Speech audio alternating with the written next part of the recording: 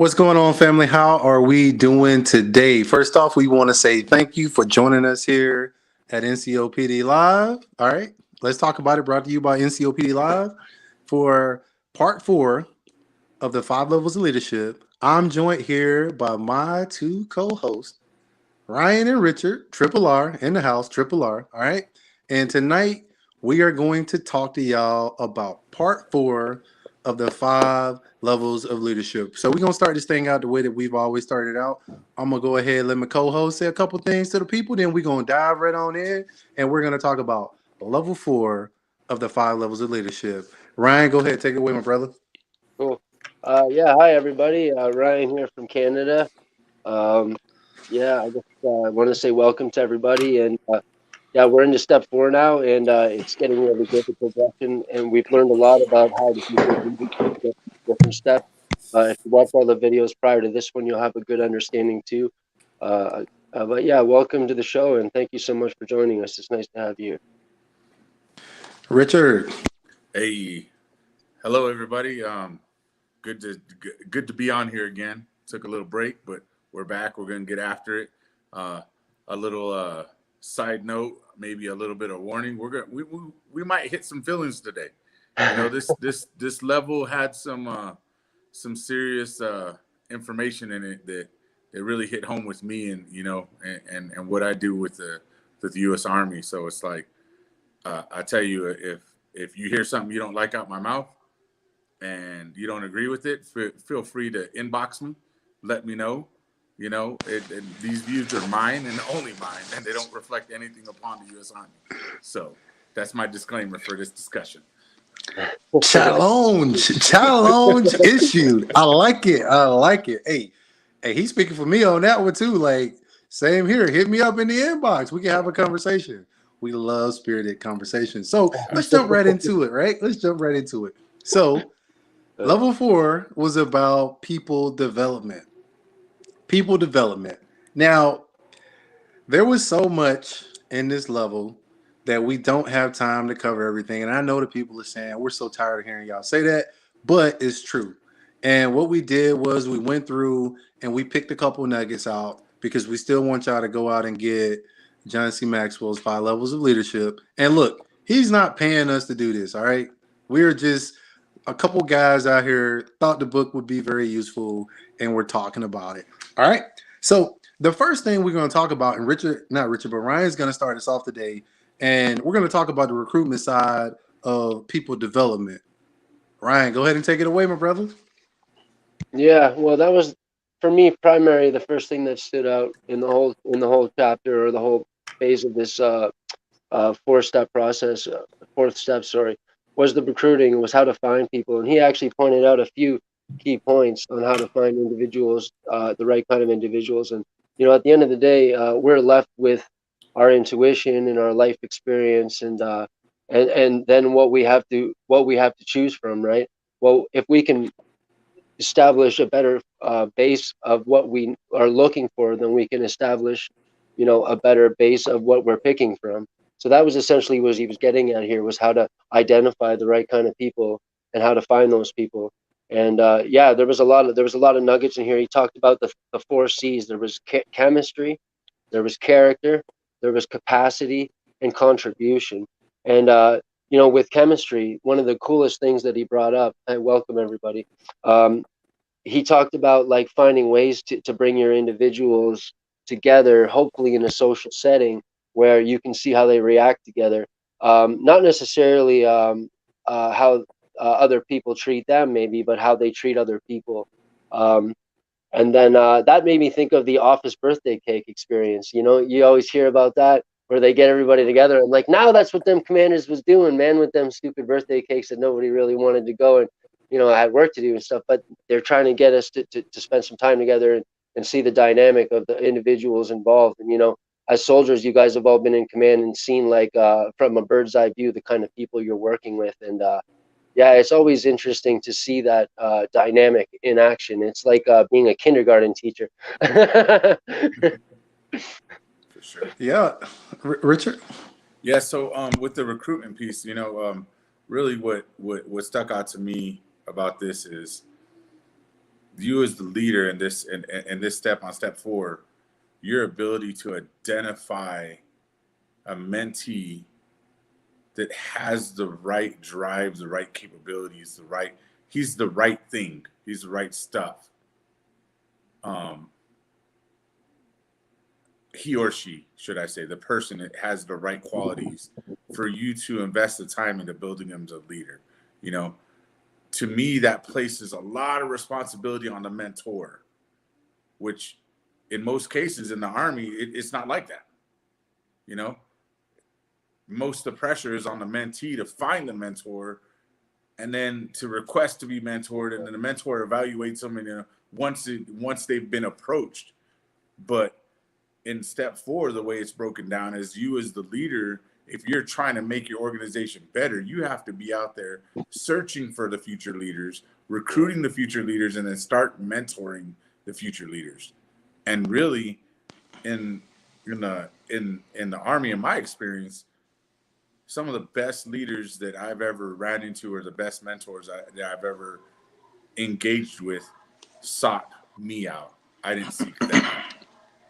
So some of the other mentors that I reached out to because I seen their career path or how they went about their business, and I thought that they would be a good focal point at that point in my career. Not all the time did they pan out, because maybe they just didn't have the time to dedicate to it. So that's really what I took away from their recruitment. Yeah.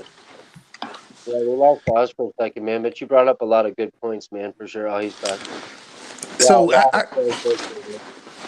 I definitely agree with all of that, and this is going to take us into our another point. But I want to go back to Ryan's piece. So, I'm glad you brought up the character and the what was the last one? It was character and liking people. Yeah. What was the last one? Capacity, specifically, and the potential that is. So he hit on liking people. It's hard, and I'm always talking about liking people, right? But it's hard to take care of people if you don't like people. And when I say like people, I'm not saying like you like this person as a friend, but like you genuinely like people. I'm not saying that you got to be a people person. And one of the things we talk about in the Master Resiliency program is that, when someone brings information to you, you may not necessarily care about the information, but if you care about the person, make an effort to join in that joy with them and expound upon that joy, because that's what it's about. It's about, making that joy as big as you possibly can for that person, so they leave the conversation feeling like this person cares about me. So it's kind of hard to lead people if you don't like people. And then those social situations that you talked about as well, like I thought that was really interesting, because our our recruitment process is a little bit different. One of the things that they talked about was they said that one of the companies said that we don't teach people to be nice, we hire nice people. And I'm like, that ties right into character. The ties right into character, and people can change. They can. We're not saying that people can't change, but that I believe that spoke a lot to the importance of character. How much, like how important character was, and that takes us right into our next point about mentorship. Are you mentor worthy? All right. Are you mentor worthy? And I'm gonna go back, piggy off of Richard, then I'm gonna turn it back over to y'all. But when you talk about mentorship and mentor relationships, there's multiple ways that those relationships can be initiated. Every time you get a mentor, it may not be like a physical conversation where there's an agreement and it's like, hey, this person is gonna be your mentor. One of my mentors is on here right now. He don't like the spotlight. He like one of the most humble people I've ever met. But that's Sergeant Major Griffin. I have never asked Sergeant Major Griffin to be my mentor, but he has mentored me. He has mentored me the entire time. He has constantly stayed engaged with me, constantly fed me information, constantly made sure that I was on the right path. And if I ever call him, he's there. Wow. That's a mentor relationship. Like if I call him, he's there. He's there. He's gonna, be that sounding board. He's gonna put me into the direction that I need to go in. And we've never had a conversation about being a mentor. So that's something that I want to put out there. Like, if you're mentor worthy, people will be available to mentor you. Mhm. They'll look out for you. They're gonna if you call them and they pick up the phone, guess what? Go ahead, Richard. So let me catch the flip side of this, because I don't believe that some of our up and coming superstars that think that they're superstars, Ooh. that believe that they're superstars, and I'll never knock social media and its capability to get information out, because we're using this platform, right? But I tell you, I've refrained a couple times on a couple pages from going, why are you asking about a regulation? You could have typed into Google, looked up the regulation just as fast as you asked the question about it. Like, asking for hard data, not like, to me, what I look for in somebody that is worth mentoring, it's that person that doesn't come or reach out to me until they've hit a wall where it's experience, it's not information. You know what I'm saying? I go to Sergeant Major Griffith just like you do, Oz. I go to a couple of different ones, and they know when I come to them, I'm not bringing Master Sergeant issues.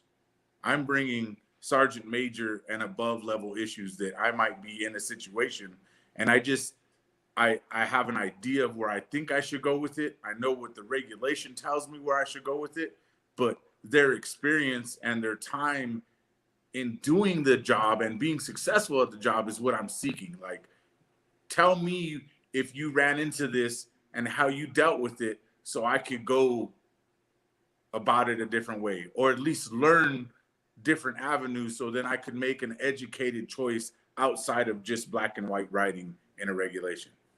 And that's really what it is to me, is like being worth a mentor seeking isn't, oh my, what's my OML number? That's what your paperwork is. you know there's things that the Army has in place now that I think are great and positive directions that we're moving the Army, because we're doing stuff on merit now, which I wholeheartedly back. But at the same time, I tell you what, there was some shock and awe out there, and I know you did too, Oz. You had knuckleheads calling you about, oh well, how come I did all this and I did this and I was a recruiter and I was a drill sergeant, I was an instructor, and I'm not in the top 10%. Okay, what didn't you do?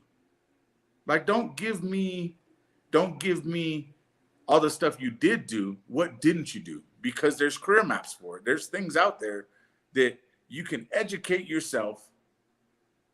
And then when you come to somebody for their experience and their knowledge, it's not because you haven't educated yourself yet. And that's really what I get tired of seeing, is some pages are the easy button. Hey, and you shouldn't need an easy button. People that need an easy button, to me, aren't worth mentoring. Because I got all my duties. I got all my additional duties. I got all the people that I am mentoring, that are out there not looking for the easy button, but looking for the hard way to get to the top.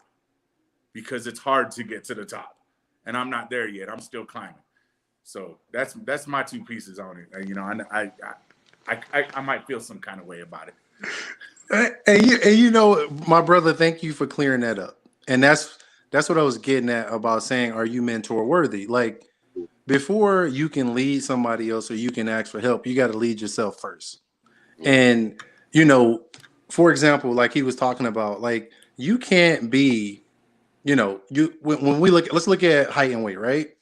Let's say, and I know this is a sore subject and we're talking general, we're not talking a very specific case, but let's say someone is egregiously overweight. All right. We're talking 40%. They're 40% overweight. That is a direct result of decisions that you made. Okay. Now, you can't come to me at that point and then you want sympathy.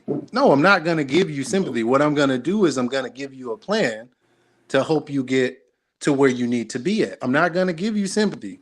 Yeah. That's not what mentorship is here for. Is like mentorship is to help you become the best version of yourself. Like a mentor's job is a mentor. It is not my job to create a whole bunch of mini me's. Yeah.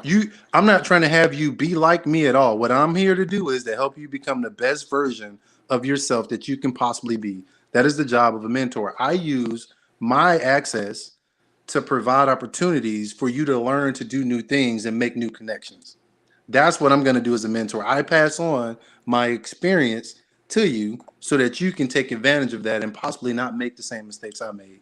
Ryan, what you got, my brother? Man, that what you were just saying brings me to, it reminds me of the developing, what he brought up on developing, teaching them to do life well. The individual leads in order that those who are led can develop their potential as human beings and therefore prosper. Mm. So essentially, we're all trying to, like, everybody wins if everybody wins kind of thing. And, it came down to the assessment of your people. It was amazing. He said, be on the lookout for holes in the skills of someone. And, it's saying, where is their sweet spot? When is this person stumble? What do they do well? What makes them fail? And, it basically, like, it's like master's advanced level understanding of psychology. Like, and there's a certain amount of compassion involved, but there's a certain amount of mathematics involved too, right? Like, I always think about this one story, guys, and I remember I did a lot of infantry stuff, and I always kept my eyes up, even when we were just playing. You know what I mean? I always kept my eyes out, and I remember a story from the Bible, actually, and it's Old Testament stuff. But these dudes were like these Israeli guys were on the, or sorry, Jewish guys, I guess, they were on the march, and they were going to go attack somebody, and they came up to a river, and like they all started drinking water out of the river because they were thirsty, right? But like half of the guys were eyes out because they were in enemy territory, and the other half were just drinking their water out of their helmets. They didn't care. And I don't know, the voice of God, according to the book, said, only bring the people that kept their eyes out. You know what I mean? So right away, he's like, half of you get out of here. I don't need you. You guys are going to watch the wagons. And yeah, I went with half the force. But like you said earlier, is quality over quantity, right? That's why I don't believe in the draft, because quality over quantity, right? I don't need no hippie watching my six, guys. You know what I mean? Ryan's out of control. But hey, I hear exactly Yep. where he's coming from, and that's going to take us into our next point. So Charles Barkley talked about like the difference in the star player and the supporting player, and what he said was that the difference in between the two is this: the star player can give the team what they need at any point, like at any time. They can just do it just like that at the drop of a hat. The supporter can't. They can do it sometimes. They can't do it on command, but they can do it sometime. And I thought that was interesting. I thought that was really interesting, was like how he was talking about the difference in roles. He didn't say that one role was more important than the other. He was basically alluding to that we have to understand what the purposes of these roles are and how to use them to the best of our advantages. Like I know in the last chapter we talked about how there was a coach, and the coach had I think it was a college basketball team, and the numbers from the students going from high school to college, they actually went up, and it was like, this doesn't usually happen. And when they looked into it to see like why the numbers went up, it was because the coach would watch the students shoot the basketball and see where they had the highest average from, and wherever the highest spot was on the court for them to get the highest average, he told them, he would walk up to him and he would do a couple of things. The first thing he would do is he'd walk up to him and he'd say, hey, look, check this out. You shoot really good from this spot. This is your spot. You'll never miss from this spot. Now that I know that this is your spot, I'm going to create opportunities for you to be able to shoot from this spot and make it. So you got to look at what he did psychologically for his team. He built their confidence up. He built that confidence up. He let them know, like, look, this is it. He did some positive reinforcement. This is your spot. Like, he made them believe in it. And then he went on and he said, I'm going to create opportunities for you to win from this spot. So by doing that, they looked at it. And I think there was something else in there, Ryan, you'll probably hit it, where they were talking about, it was another basketball reference in this chapter where they talked about the difference in between teams. They said the team that has the best players isn't going to be the team that wins. It's the team that has the players who can play together the best is going to be the best team. Oh, nice. Yeah. So I heard that and I was like, wow, that's stellar. But go ahead, my brothers. What y'all got on it? Can I quickly just make a point, guys? You know what that Absolutely, reminds me absolutely. of? Look at me just assuming, like, yeah, I'll just make my point. Sorry, guys. I got such bad social skills, man. I'm trying though. I'm working on myself. Anyways, really cool point. I forget what the coach was, but he basically, like, I'm paraphrasing, and it came from this chapter, and the coach said, like, basically, how intelligent a coach is won't win games. Like, how much his team learns is how they will win games. You know what I mean? So, like, you need that intelligent coach, but, like, what's the good of that intelligent coach if he's not teaching his team? And that was what the whole focus was of this, was like finding the potential, building that team, and focusing on, you know what I thought was really beautiful, guys? The reoccurring theme of creativity, because the way I see it, right, is like to be humble and to be sincere and to be able to empower people.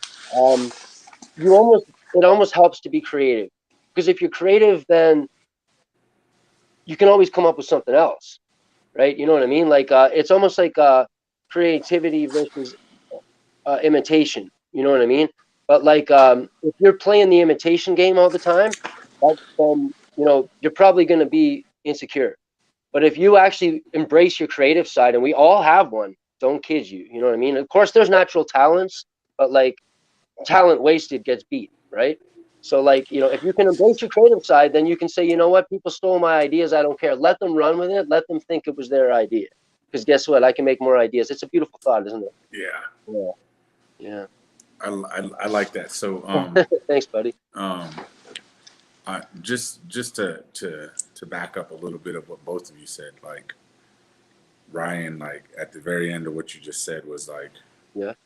I can come up with more ideas. If you're Yeah. a true mentor and you're out there helping the people that deserve to be helped, and you're giving them those opportunities that Oz was talking about, you know, creating the opportunities and giving them the space to succeed, like you're already leading at a level above them.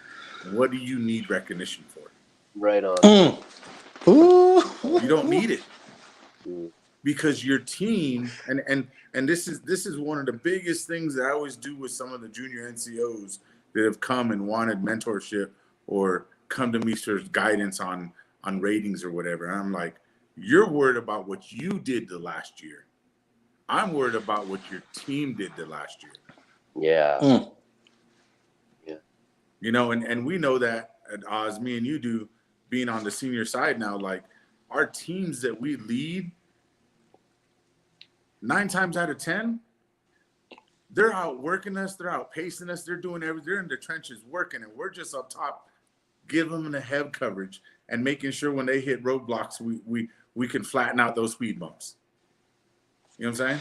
And that's what your job is when you're a leader on level 4 and you've been there and now you're developing other leaders. Like, 1, you don't need recognition.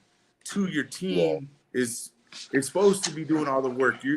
You that one person in the system, in the grand scheme of things, if you disappear and you never mentored your team to have more leaders to replace you, you failed the organization.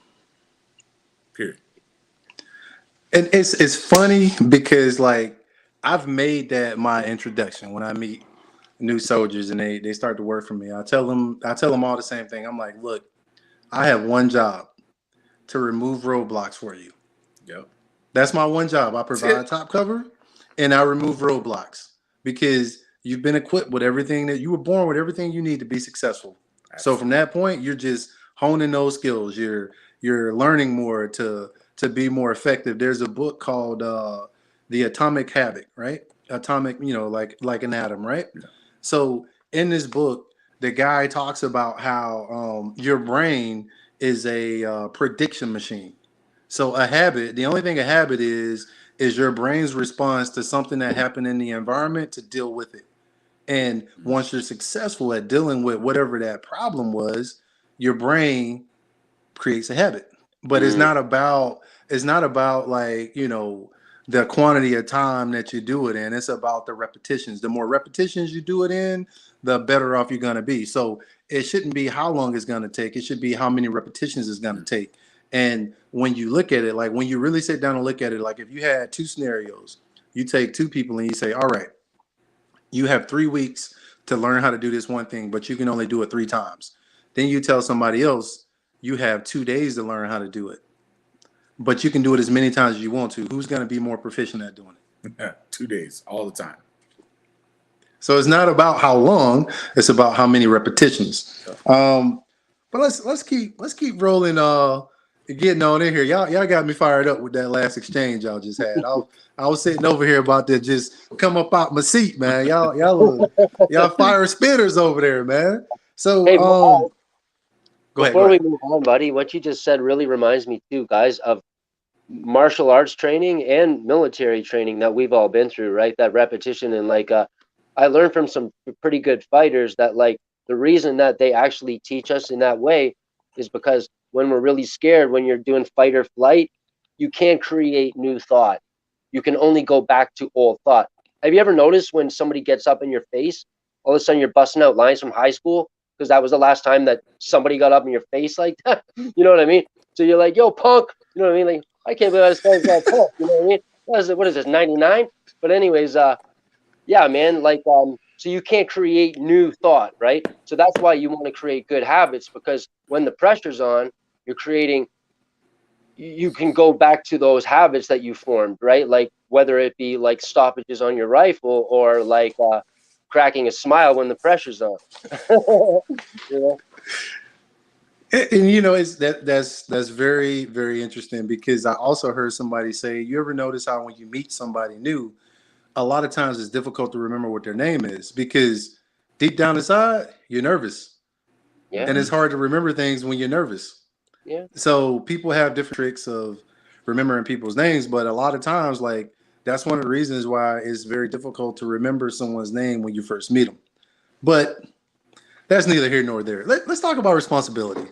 Uh-oh. Okay, so in this chapter, this was so hot that I had to just go ahead and tell the masses, because when I heard this, it blew my mind. I couldn't wait. I apologize, my brothers. I would smoke myself at the end of the session. Do some push-ups. My bad. I know I said I wouldn't do that, but it was just so hot. I had to tell everybody. Now, what he talked about was responsibility, right? The responsibility of a leader. So what he said was that a leader is responsible to you, not for you. Now, I know that's going to rub some people in our culture the wrong way, but it's okay. Just stay with me. I'm going to explain it. Now, what he was referring to was this. As a leader, it's my job to make sure you have all the resources and tools that you need to be successful. All right? I need to provide you training. I need to provide you support. I need to provide you resources. I need to provide you all of these things. I need to provide you a space to be successful in. I need to provide you the opportunity to go out and do those things. But what it is not my responsibility to do is I can't force capacity. I can't. And what do I mean by I can't force capacity? You could come in here and say, you know what? I'm going to give 15%. I can't force capacity. I can't control, what I can't control outside of you being in my presence. So therefore, I am responsible to you, not for you. It is ultimately your responsibility as the individual to take the things that I'm trying to teach you, take the resources that I'm trying to give you, take the training opportunities that I'm providing for you, and use your capacity to expand your capacity. Because you will never be able to get outside of that comfort zone. We're talking capacity here. You'll never be able to get outside that comfort zone unless you make yourself uncomfortable. And I can provide the uncomfortable situation, but you have to take advantage of it. If you don't take advantage of it, then there it is. A leader is responsible to you, not for you. So real quick, guys. So what I'm hearing you say is, and this is just me, what I'm hearing you say is you can set up everything for me. You can take me to water. You can show me where I can quench my thirst. You can show me how to stay alive. But unless I really want to stay alive and drink some water, it doesn't matter. It's just water. It's just water, right? And the reason why I cut in like that is because I tell you what, like, I think that's a societal thing. I'm not even going to relate it to the Army because the Army is a reflection of the society that we're in, right? And, you know, we're a little bit older. We came up a different way. Things weren't handed to us, you know. We had to work in school to get good grades. Good grades wasn't just given. You know what I'm saying? We had to work when we had to put the practice in. We had to do the time if we wanted to be on a winning team and get a trophy. Not everybody got them. And to realize on this step that the leader, the mentor isn't responsible for you, is responsible to you. Like, if you're watching this and you can't grasp the meaning behind that, the meaning is that he owes you the opportunity to be successful. It is 100% upon you to take that opportunity on your own shoulders and do the work you need to do to become successful. You know, that's the layman's terms to me. And it just, everybody goes, oh, well, you know, you're in the Army, you're the top 1% of America. Yeah, okay. We can go ahead and say that. But me and you, Oz, we've been around a little bit. Sergeant Major Griffin, he's watching. He's been around a little bit longer than us, you know. Oh yeah, a lot longer than like us, a whole decade. Longer than us. Decade longer than us. Yeah. And he go chew me out. But it's we watch society. We watch the Army transition through society and how society is doing things, right? And the Army tries to keep par because in order for the Army to stay 100% volunteer, to not go into the draft, which I'm on the same page with Ryan about, you know, is you have to stay current with what's going on in society. So we have younger soldiers, younger leaders that are coming up through the ranks where it's like, back to what I was talking about. Well, how come I don't have a higher OML number? I don't know. What didn't you do? Don't ask me. It's not my career. I know why I had the OML number I had because I bust my ass to get it. You know, and that speaks to your mentor isn't responsible for you, they're responsible to you. Like, I am responsible for creating the path for you to follow, to make you the leader that I am, and then to get the hell out of the way so you can keep being that leader and perpetuate the cycle. That's all I owe you. I want to add one thing to that. So, like, coming from the mentor side, can y'all still hear me? Yep. So coming from the mentor side, I think something that we have to understand is that the younger generation that we have, they have a larger capacity than what we had when we were in their shoes. And what I mean by that is, like, we always get told the whole thing of we have to do more with less. And that is absolutely the truth with them. Like, the things that we are requiring our younger generation to know is just crazy. Because think about it. 20 years ago, we barely had cell phones. No, I'm saying just think about it. Yeah, we made in basic training, we made phone calls on payphones with quarters. You know, so I'm just saying, like, when we look at capacity, and I'm saying this because, like, I don't want our junior soldiers to feel like, look, we ain't out here trying to beat y'all up. All right, no. We're just making some points. But the thing that I want to push to the seniors is that we have to understand that our junior generation has a larger capacity than what we had, because there are still things, like, as seniors that we can't grasp that Joe can, because the downside of it is that Joe grew up with a cell phone in their hand. The upside of it is that Joe grew up with a cell phone in their hand. So there's going to be different qualities that they possess that we won't be able to grasp. Like, I believe we're generation, what did they call us? Like, we're in between Generation X and generation the millennials, like X-Lineals. That's what they call us, X-Lineals, right? So X-Lineals, we grew up when there were no computers and we had computers. So we understand analog and we understand digital. But the generation behind us, they don't understand analog. So with that being said, like we're ex lineals, we're right in the middle. But as ex lineals, like we have to understand that the junior generation, they have a much larger capacity and they're expected to do more than what we were expected to. One of my leaders, Colonel Kendall Robinson, he put it to me this way. He said, leaders remember very well when they were proficient at a job. But what leaders are quick to forget is that when they started that job, they were not proficient.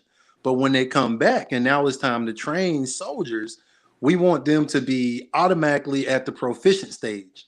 And we forget all the times we failed. And I remember when I was in high school doing unarmed exhibition, I got a scar on my eye right here from a front sight post going into my head because I hit myself in the head with a rifle while I was trying to learn how to spin it. I ain't ashamed of it, but that's a reminder, that's a reminder that we all had to start from somewhere. And Yeah. as leaders, we can't automatically expect them to just jump to the proficiency level. And I think a lot of leaders forget that. They just think back to, oh, when I was a first sergeant or when I was a platoon sergeant, dude, that was 20 years ago. In the 80s. Like things change, like capacity, the capacity and the throughput changes, and they are expected to do more with less. Mm-hmm. Go ahead, Ryan. I'm sorry, my brother. I didn't mean to cut you off. Oh, that's okay, man. Man, I'm listening the whole time. I'm just clapping along and thinking.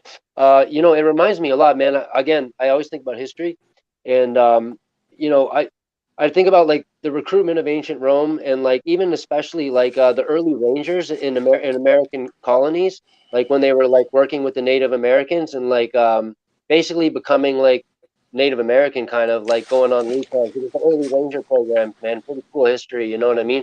And I think to myself, like, initially it was to the best benefit. In both cases, they were able to recruit kids from the countryside, and there were advantages to that. Of course, there wouldn't have been as many advantages to recruiting kids from the countryside if the wars would have gone into the cities and stuff. But generally speaking, they were used to the hardships of weather and that kind of thing, right?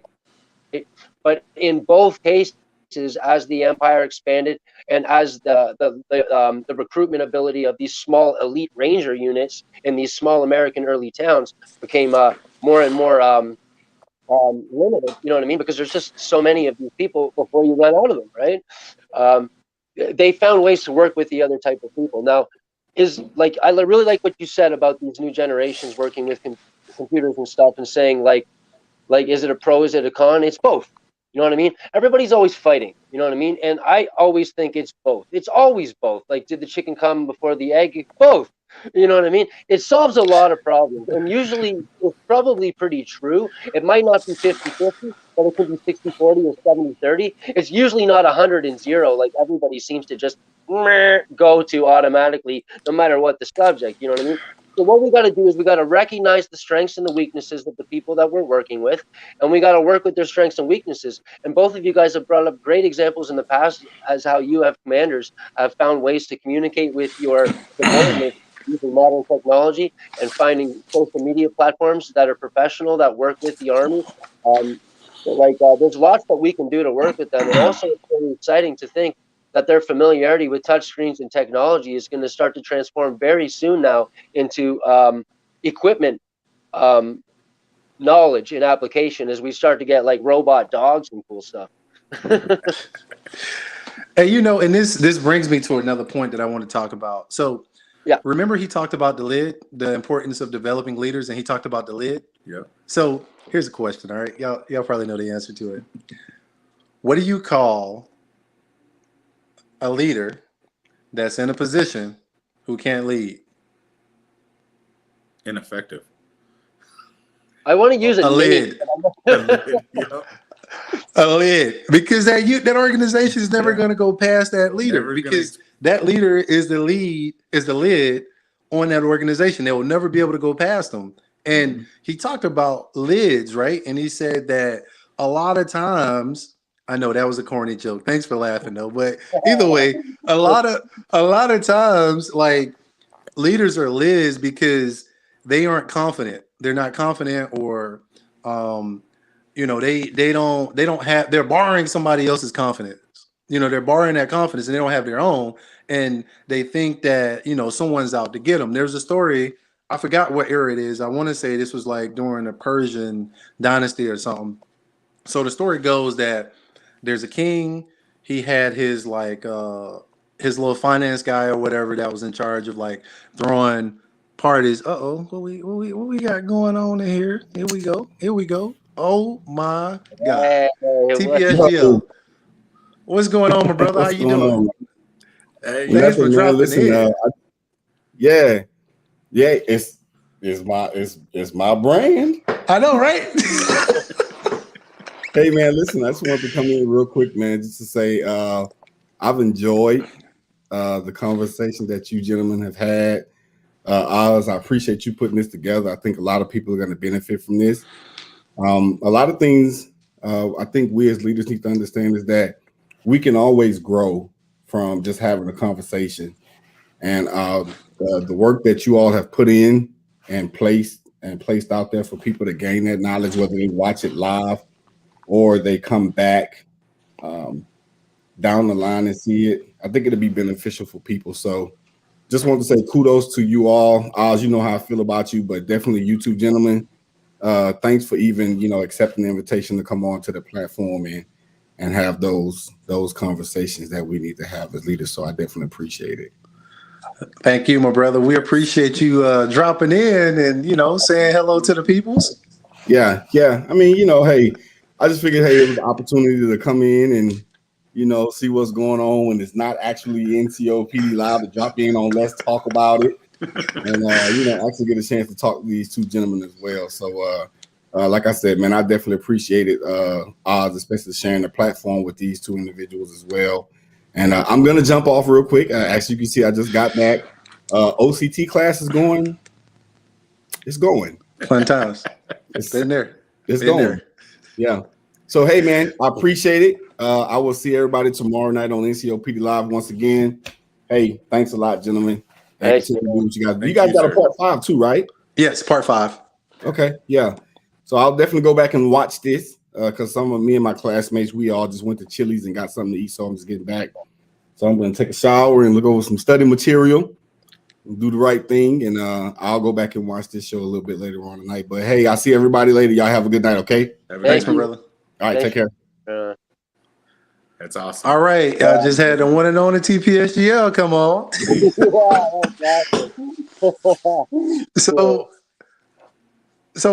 is the story, right? The story goes that, you got the king and then you had like his head finance guy, right? And the head finance guy heard some rumblings about the king was going to get rid of him. And then there's another guy. He was like the guy that was trying to replace the finance guy.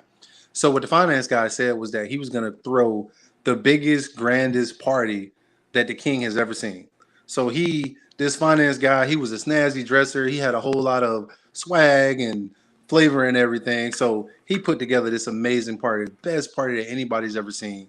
And he's, the whole time he's talking to the king, showing the king all his food and stuff he's never seen before, all of these fine silks and, all of this stuff. And he's like, I'm just trying to show the king, like, I'm his guy. I'm the guy he needs to keep. So what ended up happening was, because the king wasn't a confident person, he wasn't confident in who he was, he had that guy thrown in prison and said that he had the guy like taking money from the treasury or something for him. He turned on the guy and said the guy was taking the money and he had nothing to do with it. And the guy that was trying to replace him, he let that guy replace him and he got rid of the other guy because the other guy didn't have the skills that guy had. So the king felt like this guy was showing him up when the whole time the guy was just trying to show the king, like, look, these are the skills that I have and I want to use these skills for you. And that's what happens when you have a leader who isn't confident in themselves. They may feel put off, or they may feel that someone is trying to outdo them, and they may not give that leader the opportunity to grow and become the type of leader that they need to be. But we have to be aware of this stuff. But go ahead, my brothers. What do y'all have? Rich. Go ahead, boss. You good, Ryan? Oh man, wow. Man, that just is the most amazing story, man. And like it's the type of story that you can break down into a few sentences and tell your daughter or son before bed, But what a lesson, man. Like that's like the boy who cried wolf level of genius, And a little bit scary too to think about how vulnerable any of us can be if we don't, as subordinates, recognize who we're working for as well. Like sometimes we think about like the top down and bringing good people up because we recognize our age and we know that we're only going to be around forever. And we have a responsibility to our army and our country to make it better than when we left it. That's the theory anyway, right? But yeah, like the truth of the matter is like it could be really scary to think about how much damage somebody can do, or even maybe has done to any three of us in our past. Like I know, Richard, you mentioned some things. I know from personal experience how that feels too. It's not nice, you know what I mean, to get thrown under the bus. But hey, you know what I mean? When sometimes in military training too, like sometimes you screw up and sometimes it's imagined you screw up. What matters is how you deal with it, right? That's something that I didn't understand when I got thrown under the bus. I was like, what the hell, man? Yeah. Hey, sometimes those buses back up over you and pull back forward. That really hurt, guys. Sometimes they got a couple more axles than you want them to have.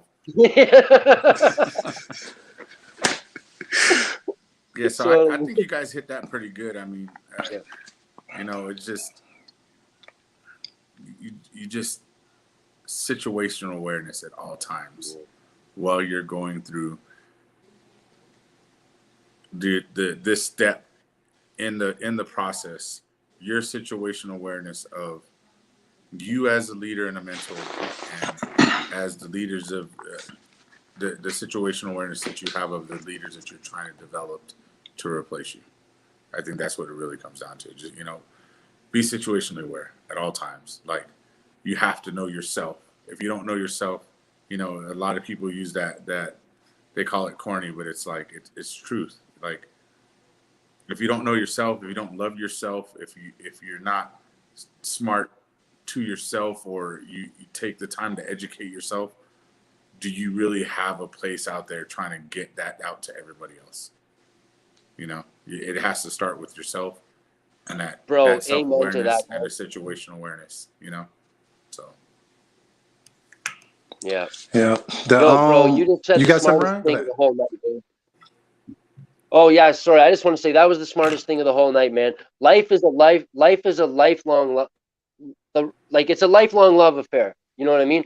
And you can't expect other people to love you if you don't love yourself. And you know what? It's okay to love yourself. It's okay to accept yourself for who you are, right? Even if you were to be characterized in a cartoon with big ears like they might do for me or whatever, right? Like, you know what I mean? Embrace it. If you were a rock star, you'd embrace it. Just embrace who you are and love yourself, and people will love you too.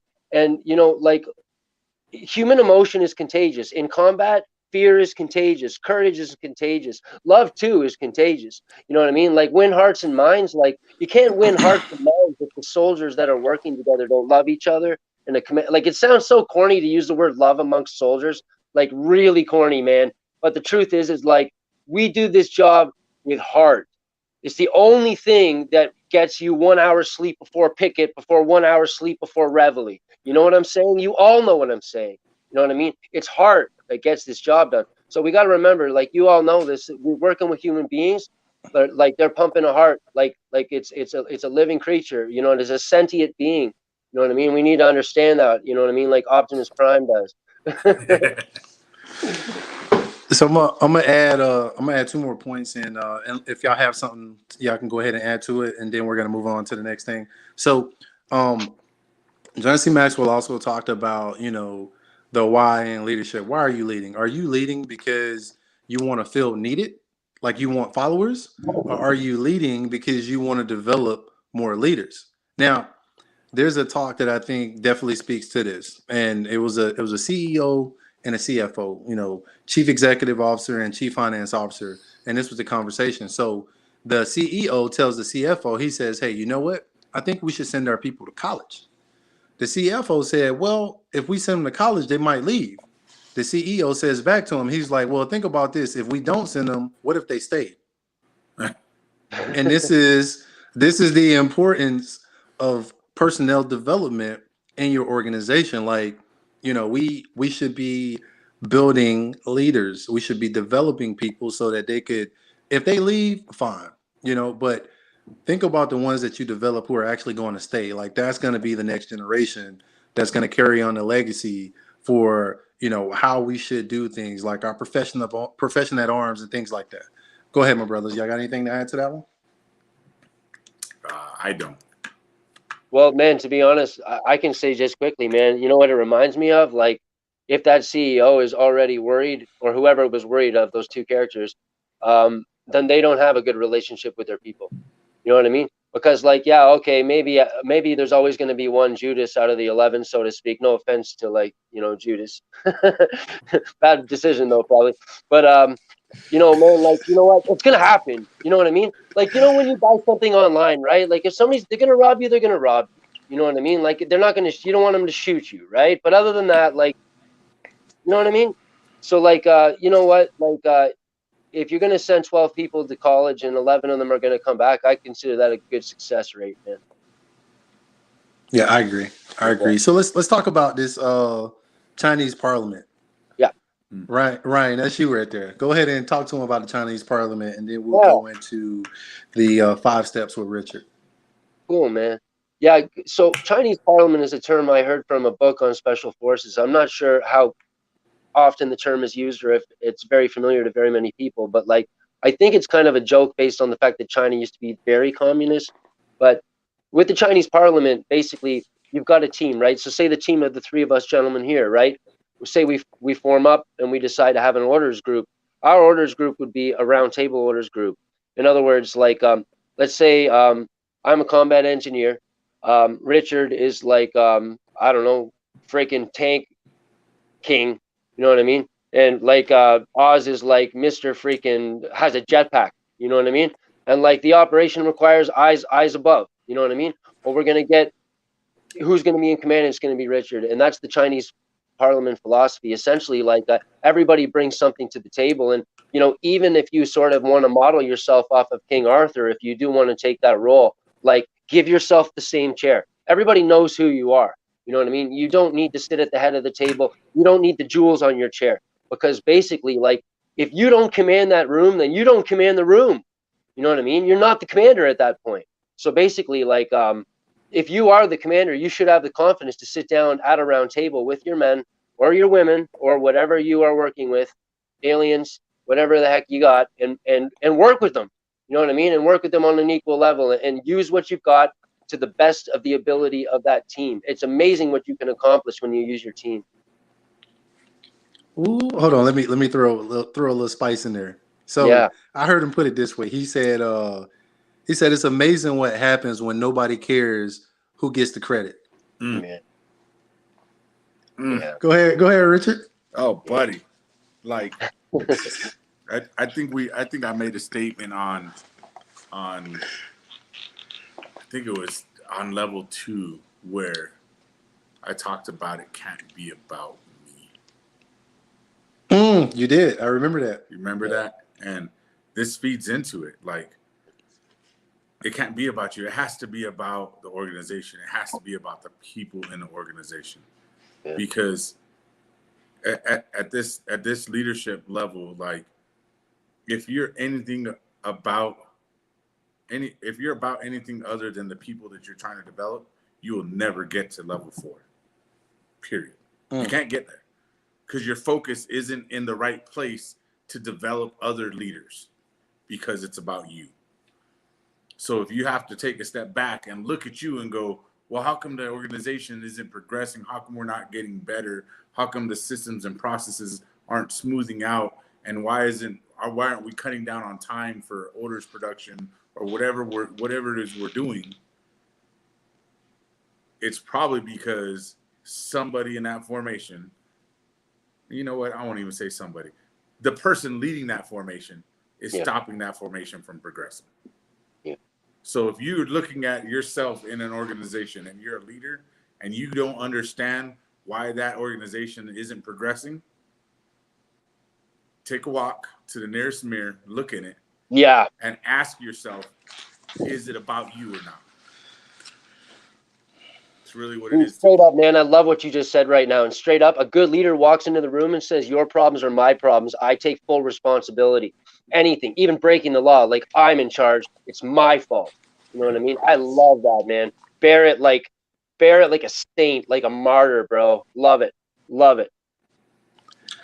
And this takes us into our next part, talking about the revolving door. So there was something that we talked about prior to coming on, and it was about leadership, the relationship between leadership and followership. So the relationship between leadership and followership is that it's like a revolving glass door. And if a leader goes out, right, and a leader finds themselves a team, they build themselves a team, they find like they're building a house, and they find the best brick mason, they find the best person for the pipes, they find the best electrician, they find the best carpenter, they find the best roofers, they find the best landscapers, all of this stuff. And you're the project manager, but you have no experience in any of these things. Why would you go up there and try to build the roof, or to put the electrical in, or to put the plumbing in? It makes no sense. Like, yeah, you're the leader, but at this point, you need to follow. You need to allow those experts that you've gathered together to make this masterpiece. You need to allow them to do what it is that they do. You sit back and you follow at this point, and you let them take the lead so that they can go ahead and do what it is that they do that's great. This is the reason that you assemble this awesome team of people to be able to accomplish that job. And that's the relationship between leadership and followership. It's like a revolving glass door. No individual is at all times all powerful and all leader. You know, at sometimes you got to fall back and you got to follow. You got to let those people who are the subject matter experts take charge and do what they do best, and you just sit back and let it happen. Gentlemen. I mean, I don't know that we can expound. We can expand on that, because that's layman's terms right there. Like, how do you beef that up? I don't know how. Maybe Ryan got it. Yeah, well, you know, man, yeah, I'm gonna say the same thing, man. If you're gonna hit it out the park, you can't expect me to come up with the bat after that. Ah, come on, man.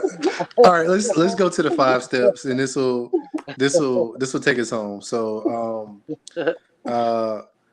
Richard, I believe you wanted to take the 5 steps. You said you wanted to definitely talk about that. Yeah. So the 5-step process. The 5-step process to equipping a leader is what it's called in the book, and basically what it talks to is the process that you have to go through as a leader that is developing other leaders.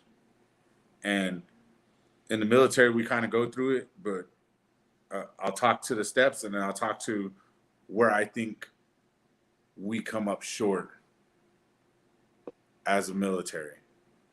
So first, the steps. The first step is the leader's doing it. You, the leader that's developing the leader, whatever the task is, you're doing it.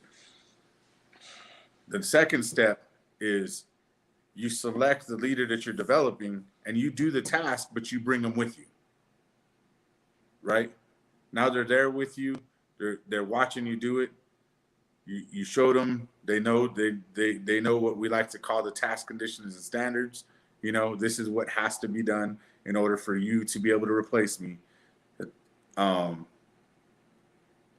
third step is for you as the leader to hand it over to the person you're developing and let them do it in your presence. So you can kind of steer them while it's being done. So you're letting them do it, but you haven't let go of the situation completely. The fourth step is now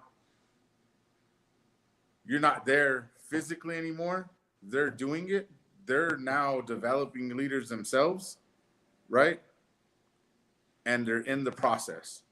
The fifth step is now you have watched them produce leaders that you have produced them to be. So now that on the very last step, you as the developer are just there recognizing, okay, this leader that I developed is now where I'm at, and I need to find somebody else to develop, because now I have developed somebody that can develop somebody else within the organization to the same level that I can. So now we have two people that can do that same development, and it's that multiplying thing, you know. the butterfly effect, if you would say. It just keeps on multiplying itself. Yeah. So now to my next point is, where do I see that we in the military kind of come up short? And where I really see it is, most of the time we can get past step 3 and we get into step 4, but our ability to want to own something is more important than letting it go and letting them have it. And then if we can't get past step 4, how do we ever just transfer the ownership of leader development to another person, or share the ownership to leader development to another person, which is step 5? So you have multiple leaders that have reached step 5 that are all developing level 3 leaders to become level 4 leaders. You know, and I think, and I can only speak for myself because that's all I feel comfortable speaking for, is I've caught myself after reading this book looking back at how I developed leaders within the Army, within my organization. And I'm guilty of it myself. Like getting them through step 3, realizing that they have the potential, but never letting them go to step 4 or 5 because either somebody above me, a personal belief, a commander was like, nope, you can't just completely let it go. Well, why not? Unless it's life or death. We're talking about leader development. We're not talking about objectives on, movement on an objective. You know what I'm saying? We're not talking about life or death in combat. We're talking about people development, which you wouldn't be doing in direct armed combat. You know what I'm saying? This is the stuff that you do in training, and then opportunities will lead up to, you know what, I already know you can lead that formation. I'm just gonna, hey, you go take 2nd platoon and you go get on the other side of this objective because we're surrounded. You know what I'm saying? But that leader's already there, so you don't have to worry about him and his ability to lead because you've already trained him to that point. I don't know if I kind of circled that back around. No, you nailed it, and I think what we have to do a better job at is like connecting those dots, because a lot of times we don't connect those dots. So in our organization, we have what they call the CDP, right? The CDP is the Command Discipline Program. And the CDP does a lot of things. And I don't think a lot of leaders really look at it for what it's worth. A lot of times when you use the word inspection, people are like, oh my God, like, oh no, not an inspection. It's an assessment, right? Now, we got to look at what the purpose of an assessment is. Like, it does you no good to learn things if you're never going to be tested. The test validates that you understand what it is that you learn. This is just how we do things as people. That's what the test is for. Now, back to the CDP, right? In the CDP, if you look up, I forgot what regulation was, but if you look up the regulation, it talks about conducting a CDP inspection. And in that regulation, what it speaks to is this. It says that the inspection is not done until the unit that you have inspected has reached a commendable. All right. Mm-hmm. So if I come and I do an inspection on you and you didn't pass the inspection, I'm supposed to schedule another time to come back and reassess you. Once I come back and reassess you, if you still don't meet the standard, I got to come back and I got to reassess you again. The assessments keep happening until you meet the standard. Once you meet the standard, now the assessment is done, and then we'll see you at the next inspection. Now, how does that relate back to what we're talking about right now in this 5-step process? Look at it from this standpoint. Now, you got to look at the power of that last step. The last 2 steps is the part that we don't do. You got to look at the power in that very last step. The power in that very last step, that's the test. Yep. That's the test. The test is like, you went out, we gave you task conditions and standard. We did it in front of, and we did it by ourselves. We became proficient in it. We pulled you over. We showed you how to do it. We gave you the opportunity to do it with supervision. Then we allowed you to practice it by yourself. And then the final test was you demonstrating that you knew how to do it because you were able to train somebody else to do it. When you look at any special operations unit, they'll all tell you the same thing. We're no better than everybody else. We just understand the basics extremely well. And that's what you're demonstrating by having that last step put in. That last step is you showing, that last step is your test, is you showing, I understand this so well that I can teach somebody else. Right?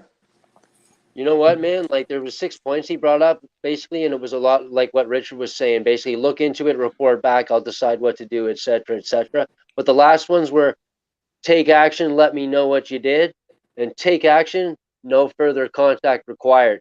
How cool is that, man? Yeah. If you're running an organization and you can say to your people, like, take care of business, call me if you need me. Like, Yeah. wow, man, now you know you're rocking and rolling, and that's some cool stuff. That's something we should all work towards, and that requires developing leaders and having trust and faith in them. So, this book is not a lie. Like, hey, you know what I mean? We don't get a cent from it, and like, you will benefit. Like, get yourself a free copy. I don't care, man, but you can get it.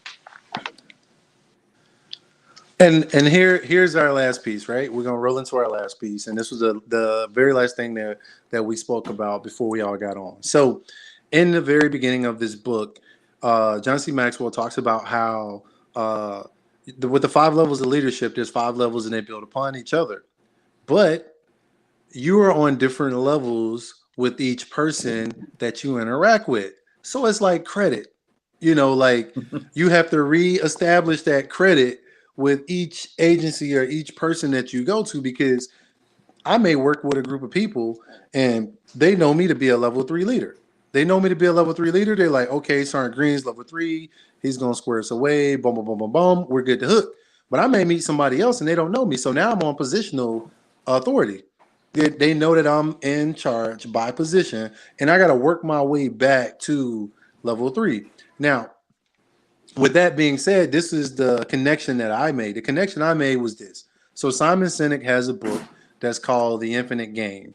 And in The Infinite Game, he talks about the infinite concept versus the finite concept. Finite meaning that there's a beginning, a middle, and the end. So going into this book, I saw the levels, the 5 levels, as being finite, meaning that we built upon them. And as we built upon them, we were there. We reached those levels and we were there. But John C. Maxwell came back and said, no, that's not right. They are both finite and infinite, because you are on a different level with every person that you meet. So these skills are both finite and infinite at the same time. My brothers, go ahead. What do y'all have? Richard? So yeah, like I did this myself inside the section that I'm the NCOIC over. So right when I started reading the book, I was like, you know what? I'm going to split this throughout my section. My section's only 10 people deep. I did it not only to, and we hate the word subordinates, but to the people junior to me in the section. And I did it to peers, and I did it to the officers that I work for. And I said, I need you to fill this assessment out because I need to know where I stand. And the funny part was that I have one NCO in my section. I've worked with him in the past. We were at the schoolhouse together. You know, he knew my reputation. He ended up in my section because we recruited into my section because I knew his capabilities, right? With him, I was a level 3 leader, right? All this kicked off right after getting back from a deployment. I had a new NCO in the section that had never really dealt with me. I was a level 1 leader to him. And it wasn't because he didn't want to follow me or he didn't like me or whatever you might throw out there. It was plain and simply because we just didn't know each other. He didn't know my capabilities. I didn't know his capabilities. And our relationship hadn't grown past level 1, you know? And I use relationship on purpose because a lot of people hear relationship and they go, oh no, that's bad things. You can't have relationships with people that work for you. Yeah, you can. Like there's a definite difference in between a professional and a non-professional relationship. You know what I'm saying? And those professional relationships, they can expand outside of your work as long as they don't affect your work.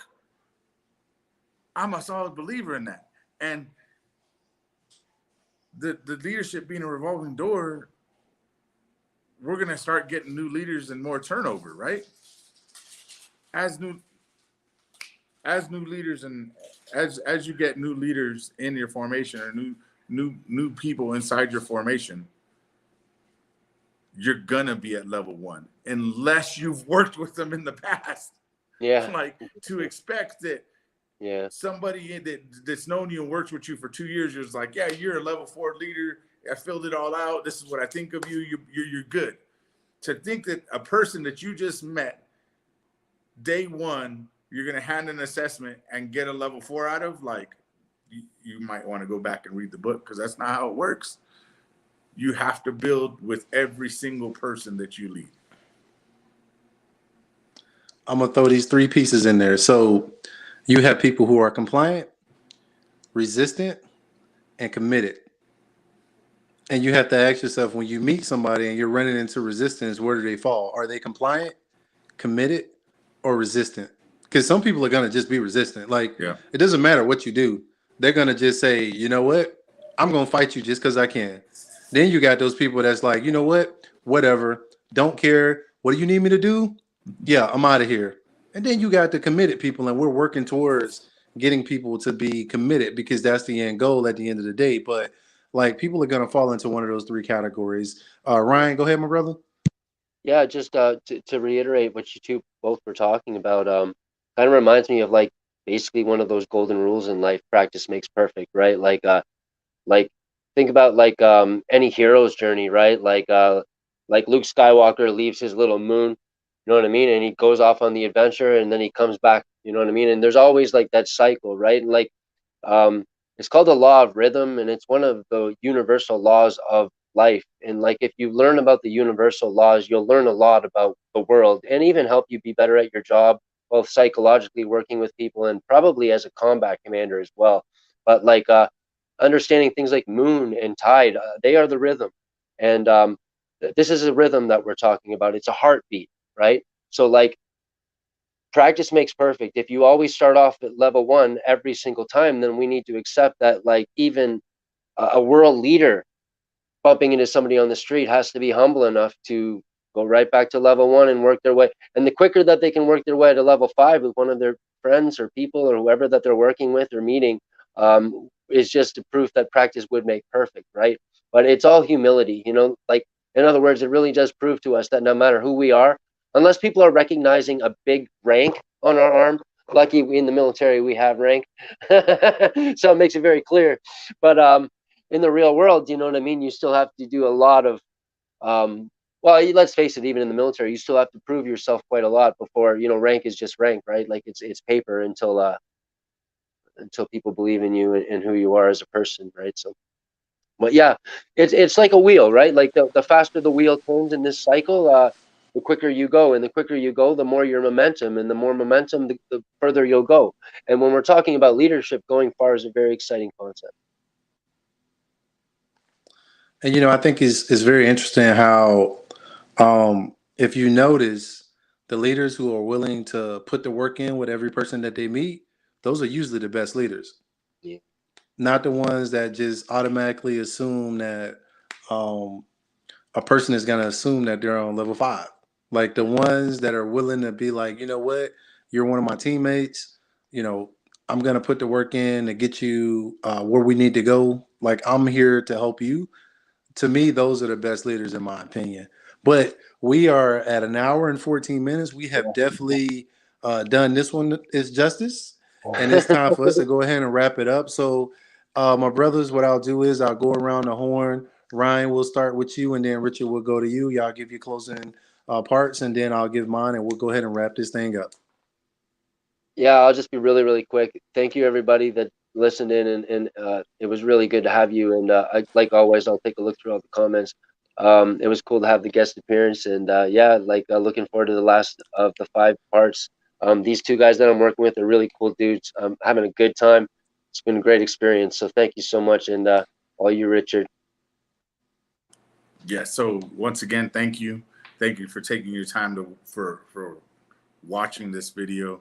Whether it's 1 or 1,000, if we can reach one person, that it just multiplies. So, Oz, thank you for the opportunity. TPSGL, like, thanks for popping in. Thanks for letting us use your platform to push our message, and hopefully we've reached somebody and increased some knowledge, or at least increased your drive to gain knowledge. So, thanks for your time, and back to you, Oz. All right, everybody. So once again, I definitely want to thank my two co-hosts, Ryan and Richard. Together, we make Triple R. You know, kind of like Captain Planet. Yeah, I'm getting old, but whatever.